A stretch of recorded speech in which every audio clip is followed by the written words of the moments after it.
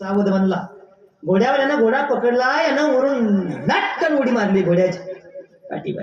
आणि पूर्वी नवरदेवाला उंची वस्त्र बरं का, सर्वात मोठा पोशाख शेवंती कोणता असायचं? कोणती असायची ती? कपडे कोणते असायचे? नाही, पूर्वी शेरवानी नव्हती, पूर्वी सफारी हा ड्रेस. आणि सफारी ड्रेस काही तो काही असा म्हणजे असा अगदी फिट्ट असायचा. फिट घातली वाटत ती सफारी अगदी फिट्ट असायची. आणि या पैलवान नवरदेवानं वरून उडी मारली, लाटकन घोड्यावर जाऊन बसला. घोड्यावर बसला खरा, पण पॅन्ट फाटली नाही, उसली. काय झाली? उसवली. आणि नवरदेवाच्या लक्षात आलं, म्हणला बापरे राडा झाला गड्या. म्हणला आपजायची लक्षण आहेत. म्हणला आता काय करावं? हे सारा अगदी वाजवणारे पाहुणे रावळे मंडळी सारं गणगोत त्या ठिकाणी जमलेलं. आणि याचा तर कार्यक्रम झाला. हा म्हणला आता पर्याय एकच आहे, म्हणला घोडं सोडायचं. आणि यानं घोडं एवढं दाबून धरलं, पाहता पाहता घोडं मंडपाच्या दारी आलं. पुन्हा आवाज आपला ब्राह्मण देवाचा, चला नवरदेवाचे मामा. गेले मामा. चला म्हणले नवरदेव, पण हा काही घोडं सोडायला दाबून धरलं यानं घोडं. काय करावं काय करावं काय करावं? अर्धा तास झाला, नवरदेव काही खाली उतरत नाही. तेवढ्यामध्ये मेहुण्यांच्या कानावर बातमी. मेहुणे पळतच आले, दाजी काय पाहिजे तर मागा, पण रुसू नका. आणि दोघांनी आपापल्या बोटातल्या 2 अंगठ्या काढल्या बरं का. अंगठ्या साध्या नाही, 1.5 तोळ्याची.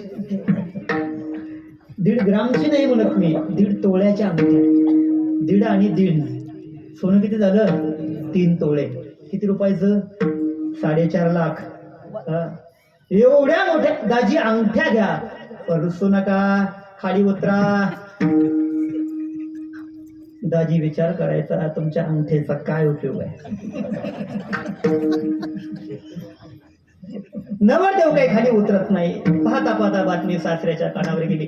सासरे बाबा सुद्धा पळत आले, जावई बापू काय चुकलं माकलं असेल क्षमा करा, नवी गाडी घेऊन देतो म्हणले, पाहिजे ती, पण फक्त खाली. नवरदेवाला आता प्रश्न पडला, काय करावं? तरी सुद्धा घोडं सुटत नाही, नवरदेव काही खाली उतरत नाही. एक कीर्तनकार महाराज होते त्या ठिकाणी, बाबांसारखे. अरे खरोखरच बाबांचं जीवन फार छान आहे बरं का.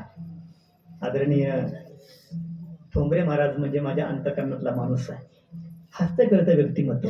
आमच्याकडे बाबांचे अनेक कार्यक्रम होतात आणि एवढा कार्यक्रम रंगवतात, त्यांचा तो आवाज, त्यांची ती अगदी नाचून पूर्ण अगदी कीर्तनाची पद्धत, आनंद वाटतो. एक आगळं वेगळं वातावरण तयार होतं.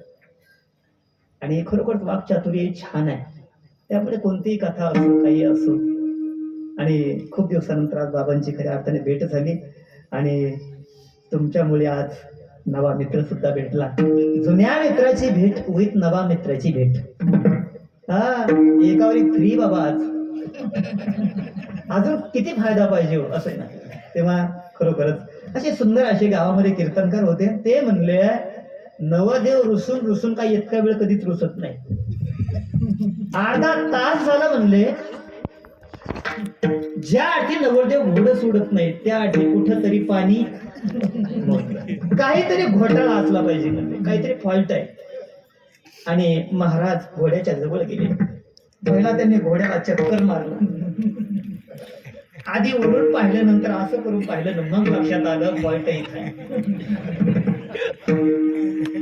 आणि मग महाराज म्हणले, पोराव अंगठ्या आणू नका आणि गाडी आणू नका, फक्त पायजामा आणा. काय आणा? पायजामा आणा. पोरं पळतच गेली, पायजामा आणला. नवरदेव लटकन खाली उडी मारली, पायजामा घातला, लग्न लागलं. मी का सांगितलं? ज्याला पायजामाच नाही त्याला अंगठ्यान गाडी देऊन फायदा नाही.